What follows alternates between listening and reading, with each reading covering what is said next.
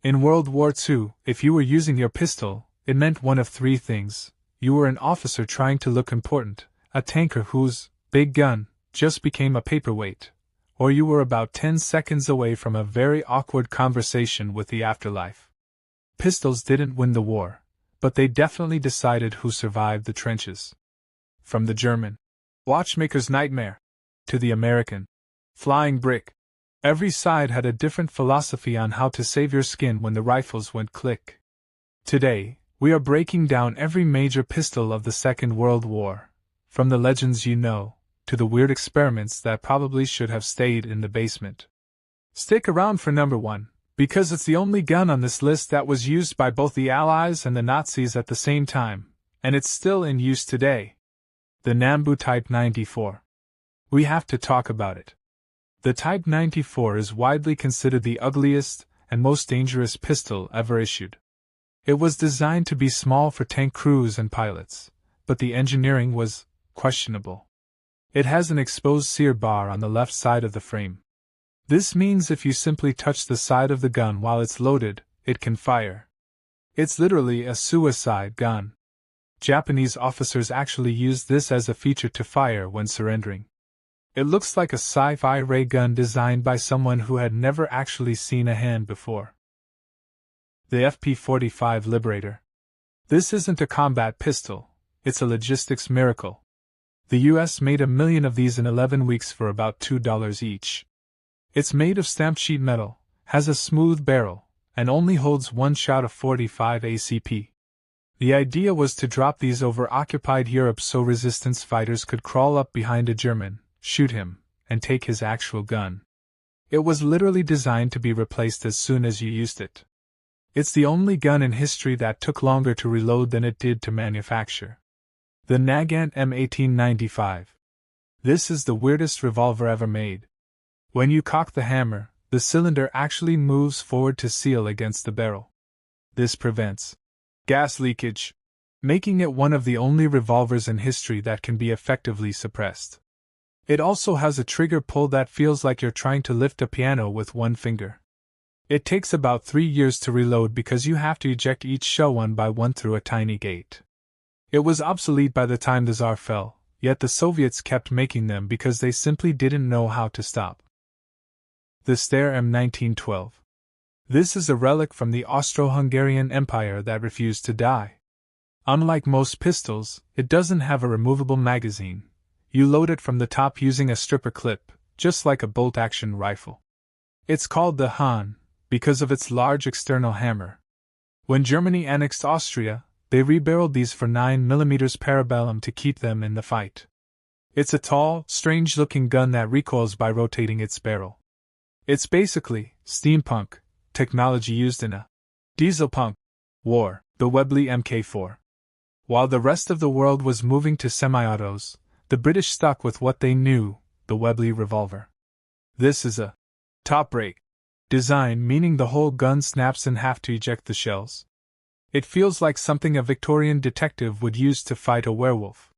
The .38/200 round was designed to tumble inside the target, which is a polite British way of saying it didn't have much velocity, so it just wandered around until it hit something important. It's slow to reload, heavy as a kettle, but absolutely iconic. Stiff upper lip, old boy, you've got 6 shots, make them count. The Beretta M1934. Italy's Beretta 1934 was small, compact, and surprisingly stylish. It's Italian, after all. It was a blowback design, meaning it was simple and had very few moving parts. The problem was the caliber. It fired 380 ACP, which is essentially the light version of 9mm. It was a great "I'm an officer and I don't want to carry a heavy gun" pistol, but in a real firefight, it was a bit like bringing a Vespa to a Formula One race. Reliable? Yes. Deadly? Well, eventually. The MAB Model D. The MAB Model D was the backbone of French police and military units before the occupation. After 1940, the Germans looked at it, shrugged, and said, "We'll take those too," issuing them to the Wehrmacht as the P622F. It's a very French design, compact, reliable, and slightly understated. It's the kind of gun you'd see a resistance fighter pull out of a trench coat or a German occupation guard use while checking papers. Not a world beater, but it did its job without complaining. The Mauser HSC. Mauser's answer to the Walther PPK. The HSC, Hans Selbstspanner, version C, was a sleek, futuristic-looking pistol designed for concealed carry by the Kriegsmarine, Navy, and Luftwaffe. It looks like it belongs on a spaceship. With its shrouded hammer and streamlined slide, it was designed specifically not to snag on uniforms or flight gear. It was the designer label, sidearm of the German military. If you were carrying an HSC, you probably had a very clean uniform and a very important desk job. The Sauer 38H. This was the high-tech choice for the Luftwaffe and Panzer crews.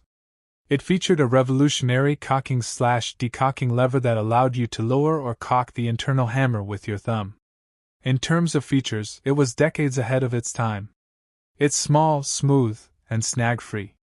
If the 1911 is a heavy-duty pickup truck, the Sauer 38H is a high-end German sedan with heated seats and power windows. It's sophisticated, even if it was shooting a relatively cute .32 caliber bullet. The Colt M1903. Issued primarily to general officers, like Eisenhower and Patton, the M1903 was the ultimate badge of rank. It's a slim, beautiful, and incredibly reliable pistol designed by, you guessed it, John Browning. Despite the name, it does have a hammer. It's just hidden inside the slide so it won't catch on your fancy general's coat. It's the pistol of choice for the guys who spend more time looking at maps than looking through iron sights. It's smooth, elegant, and says, I have people to do the shooting for me, but don't test me. The SNW M1917. When America entered the war, they didn't have enough 1911s. The solution? Take a heavy-duty revolver and make it fire the rimless .45 ACP round using moon clips. It's a massive, old-school wheel gun that hits like a freight train. It's what your grandfather carried when he wanted to make sure whatever he hit stayed hit. It's not fancy, it's not fast, but it's 100% American iron. The Walther PPK. Before it was James Bond's favorite toy, the PPK was the police pistol detective model. It was small, concealable, and carried by pilots, tank crews, and high-ranking Nazis, including the one with the tiny mustache in his final moments. It's the ultimate "don't mind me" gun. It's elegant, small enough to fit in a pocket, and features a double-action trigger. It wasn't meant for the front lines, but if you were a spy or a general, it was the perfect Plan B for when Plan A went horribly, horribly wrong. The Star Model B. Spain was technically neutral, but they were happy to sell guns to whoever was buying.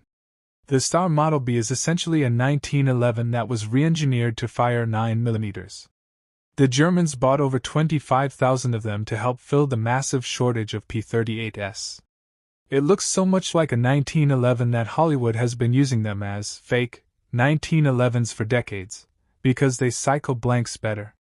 It's a solid, reliable, no-nonsense combat pistol. It doesn't have the 1911's grip safety, making it a bit simpler and, honestly, a bit more comfortable for guys with smaller hands. The Luger P08. If the 1911 is a hammer, the Luger is a surgical scalpel that requires a PhD to maintain. The P08 is famous for its toggle lock action, that weird knee that pops up when you fire.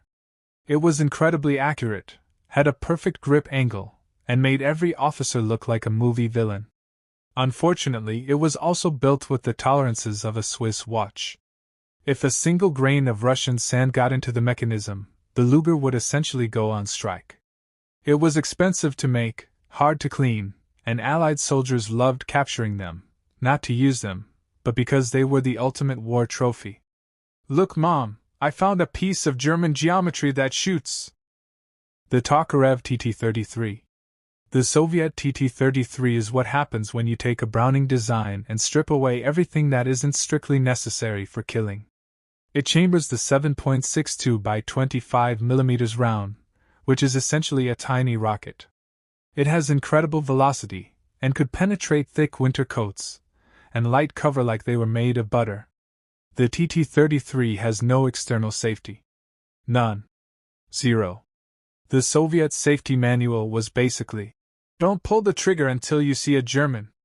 It's rugged, it's ugly, and the internal parts are held together by sheer communist willpower. If it breaks, you don't call an armorer, you just hit it with a rock until it feels better. The Vis WZ-35 Radom. When Germany invaded Poland, they found a pistol so good they refused to stop making it. The Radom Vis-35 looks like the love child of a 1911 and a Browning high power. It's widely considered one of the best combat pistols ever built, featuring a unique decocking lever on the slide. It was so popular with the German paratroopers that they basically commandeered the entire factory. It's elegant, rugged, and has a grip so comfortable it feels like it was molded to your hand by a master sculptor. If the Luger is a fragile watch, the Radom is a luxury tank you can fit in your holster. The Walther P08. By 1938, the Germans realized the Luger was too fancy for a muddy war, so they built the Walther P08. This was the first military pistol to feature a double-action trigger, meaning you could carry it with the hammer down and just pull the trigger to fire. It was the modern pistol before modern pistols existed. It was cheaper to build, more reliable in the mud, and featured a loaded chamber indicator, so you could feel if there was a round ready while sitting in a dark foxhole. It basically fired every time, which, compared to the Luger, was a radical concept for German engineering. The Colt M1911A1. We start with the heavyweight champion of the world, the Colt 1911. Designed by the patron saint of firepower, John Moses Browning, the 1911 didn't care about precision engineering or elegant lines. It cared about punching a half-inch hole through whatever was standing in front of you. This gun is the reason the phrase stopping power exists. It's heavy, it's loud, and it has enough recoil to remind you that your wrist is a privilege, not a right. In a world of dainty European 9mm, the 1911 was a flying brick of democracy. It's so reliable you could probably bury it in a swamp for a week, dig it up, and it would still fire, mostly because the tolerances are loose enough to fit a sandwich in the slide. The Browning High Power. The Browning High Power was the Wonder 9 before the term existed.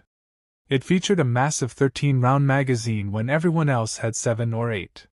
It was so good that both the Allies, made in Canada, and the Axis, made in occupied Belgium, used it. It's the only gun that could look at itself across the battlefield and say, "Nice hardware, pal." If you were a paratrooper or an SS officer, this was the gold tier loot. High capacity, reliable, and ergonomically perfect. It's the grandfather of every modern combat pistol you see today.